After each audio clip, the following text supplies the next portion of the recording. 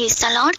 இன்னைக்கு டிராயிங்கான பைபிள் வசனம் பார்க்கலாமா? சர்ப்பங்களும் தேள்களும் மிதிக்கவும். லூக்கா 10வது அதிகாரம் 19வது வசனம். இதோ சர்ப்பங்களும் தேள்களும் மிதிக்கவும் சத்துருனுடைய சகல வல்லமை மேற்கொள்ளும் உங்களுக்கு அதிகாரம் கொடுக்கிறேன், ஒன்றும் உங்களை சேதப்படுத்த மாட்டாது.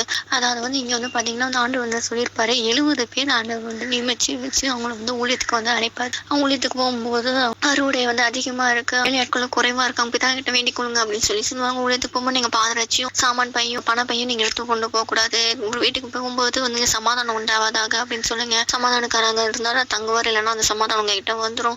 பரலோகராஜ சமயமா இருக்குன்னு சொல்லுங்க, வியாதிஸ்தனை தொட்டு குணமாக்குங்க அப்படின்னு சொல்லி ஊழியத்துக்கு என்னென்ன சொல்லணுமோ அதெல்லாம் அது சொல்ல முடியாத அவங்களுக்கு இன்ஸ்ட்ரக்ஷன்ஸ் கொடுத்து நடத்துவார். பட்டணம் என்னை ஏற்றுக்கல அப்படின்னா என்ன பிதாவும் ஏற்றுக்கல, ஸோ உங்க கால் தூசி தட்டி விட்டுட்டு வாங்க அப்படின்னு சொல்லி நிறைய விஷயங்கள் ஊழியத்தை கொடுத்து ஆண்டு இந்த முந்தின வசனங்கள் எல்லாம் ஆண்டு சொல்லியிருப்பார். இப்படி சொல்லிட்டு அவங்களாம் பாத்தீங்கன்னா அந்த 70 பேருமே ஊழியத்தை செஞ்சுட்டு சந்தோஷமா அந்த ஆண்டு கிட்ட சொல்லுவாங்க. 17வது வசனம் வாசிக்கிறேன். பின்பு அந்த 70 பேர் சந்தோஷத்தோடு திரும்பி ஆண்டவரே உம்முடைய நாமத்தினாலே பிசாசுகளும் கீழ்ப்படுகிறது என்றார்கள். அதாவது இசப்பா நாமத்தினால பிசாசுகளும் கீழ்ப்படுது அப்படின்னு சொல்லி அது சந்தோஷமா சொல்றாங்க. சொல்லும் போது அதை அடுத்த வசனம் வாசிக்கிறேன். இசப்பா பாக்குறாரு பாருங்க. அவர்களை அவர் நோக்கி, சாத்தான் மின்னலை போல வானத்திலிருந்து விழுகிறதை கண்டேன். அதாவது இவங்க பிசாசுகளை துரத்துறாங்க, அற்புத அடையாளங்க செய்யறாங்க, சுகம் கொடுக்குறாங்க, ஆண்ட நாமத்தை சுவிசேஷ அறிவிக்கிறேன். இதெல்லாம் சொல்ல பிசாசானவன் அவங்க இருக்க முடியாம பிசாசோட கிரியைகள் அங்க அழிக்கப்படுது. அதனால என்ன பண்றாங்க, ஆண்டு தரிசனம் பாக்குறாரு.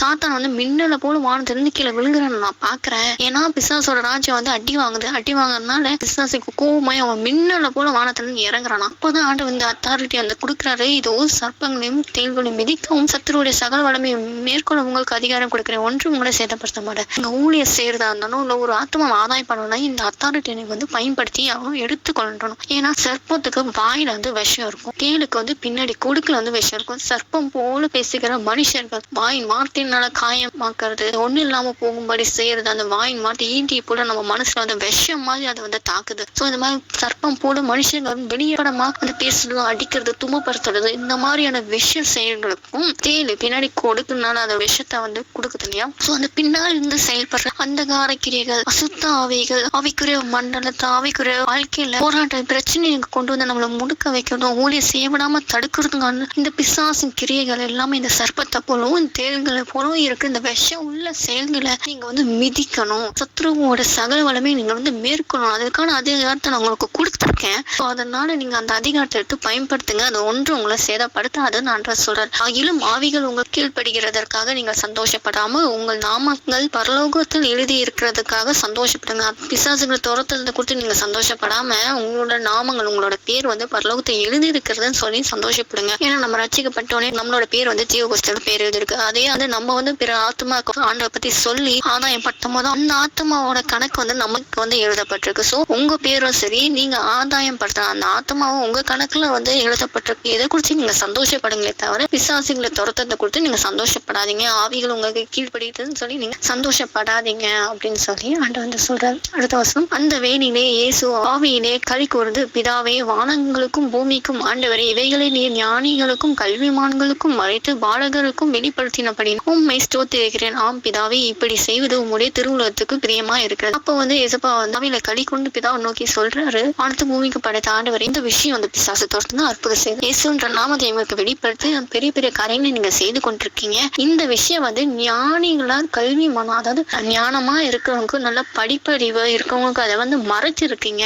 பாலகருக்கு வெளிப்படுத்து, அதாவது பாலகர்னா குழந்தை போல ஒண்ணும் தெரியாம வெகுனியா இருக்காங்க, அந்த மாதிரி இவங்களுக்கு நீங்க இதை வெளிப்படுத்திருக்கீங்க. அதுக்காக நமக்கு ஸ்தோத்திரம் அப்படின்னு சொல்லி பிதாவுக்கு நன்றி ஏறெடுக்கிறார். இது செய்யறது உங்களோட திருவுலகத்துக்கு பிரியமா இருக்கு, இதுதான் உங்களோட சித்தம், நீங்க பிரியப்படுறீங்க அப்படின்னு சொல்லி ஆண்டவர் சொல்றாரு. சங்கீதத்துல கூட வசனத்துக்கு 8வது அதிகாரம் 2வது வசனம், பகைஞரையும் பள்ளிக்காரனும் அடக்கி போட தேவரே உம்முடைய சத்துருக்களின் நிமித்தம் குழந்தைங்க பாலக வாயில பலனை உண்டு பண்ணிக்கிறது. அந்த சத்துரு சாத்தான முற்றிலுமா அழிக்க போறதுக்கு குழந்தைங்க வாயில அது பலனை உண்டு பண்ணிருக்கு. அதே போல நம்ம வாயிலும் ஆண்டு பலனை உண்டு பண்ணிருக்காரு, அதிகாரத்தை கொடுத்திருக்காரு. அதான் எந்த அதிகாரம்னா சர்ப்பத்தையும் மிதிக்கிற அதிகாரத்தை கொடுத்திருக்காரு. அந்த அதிகாரத்தை பயன்படுத்தி அந்த சத்துருக்கு எதிர்த்து நில்லுங்க. உன்னோட விஷயம் உள்ள காரியங்களை அழிந்து போகும்படி ஜெபம் பண்ணுங்க, உறுதியா ஜெபம் பண்ணுங்க. நிச்சயமா ஆண்டு ஜெபத்தை கேட்டு சத்துரு கிரிகள் காரியங்கள் எல்லாமே இன்னும் போகும்படி சேவைப்பா ஆண்டவர்கிட்ட கேட்கலாமா? இசப்பா எங்களுக்கு இந்த அதிகாரத்தை கொடுத்ததுக்காக ஸ்தோத்திரம்ப்பா, நாங்களும் அந்த அதிகாரத்தை பயன்படுத்துவோம்ப்பா. இதோ சர்ப்பங்கள் தேள்கள் மிதிக்கவும் சத்துருவோட சகல வல்லமை மேற்கொள்ளவும் எங்களுக்கு அதிகாரம் கொடுத்திருக்காரு. அது ஒன்றும் எங்களை சேதப்பட்டாலும் கூடாதுன்னு சொல்லியிருக்கிறீரப்பா. அதுக்கு நமக்கு ஸ்தோத்திரம் ஆண்டவரே. உங்க ரத்தம் எங்களை வேலி எடுத்து பாதுகாக்க ஸ்தோத்திரம் அப்பா. சத்ரு ஒருபோதும் எங்களை மேல் கொல்ல முடியாது ஆண்டவரே. உங்க ரத்தம் பாதுகாப்பா எங்க கூட இருக்கிறதுக்காக ஸ்தோத்திரம் ஆண்டவரே. பிசாசனெல்லாம் வெட்கப்பட்டு போவான். அதுக்காக ஸ்தோத்திரப்பா. மனுஷங்களை ஏவி ஆண்டவரே வார்த்தைனால செயல்னால இந்த மந்திர காரியங்கள் எல்லாம் ஆண்டவரே மறைமுகமான தந்திர காரியங்கள் மூலியமா ஆண்டவரே பிசாசன மனுஷங்களை ஏவி கொண்டு ஆண்டவரே அழிக்கணும் எத்தனைக்கு அந்த கிரியெல்லாம் அப்பமாய் போட்டு வாய்க்காம போட்டு தரையில் விழுவதாக ஈஸ்வர் நாமத்தான் அப்படி நீங்க செய்யப்படுறதுக்காக ஸ்தோத்திரம் பண்ண நாங்க ஜெயம் எடுக்கிறோம் ஈஸ்வர் நாமத்தை. நீங்க பாதுகாத்து வழிநடத்தி எங்களை உங்க கருத்தை அர்ப்பணிக்கணும். இப்ப ஈஸ்வர் நாமத்தை பத்தி ஏற்றுக்கொள்ளும் தகப்பனே ஆமீன் அப்படின்னு சொல்லி ஆண்டவர்கிட்ட ஒப்பு கொடுங்க. நிச்சயமா ஆண்டவர் சத்ரு சாத்தானிக்கிற மனுஷன் காரியெல்லாம் அழித்து போடும்படி செய்வார். நம்மளுக்கு அந்த ஜெயத்தை கட்டளிட்டு ஆண்டவர் நாமத்தை உயர்த்தும்படி செய்வார். விசுவாசத்தோட கேட்போம், பெற்றுக்கொள்வோம். ஆமீன்.